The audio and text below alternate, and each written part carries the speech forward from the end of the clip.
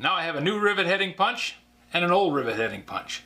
And this one's going to punch the 1/4" rivets for the treadle on the grinder.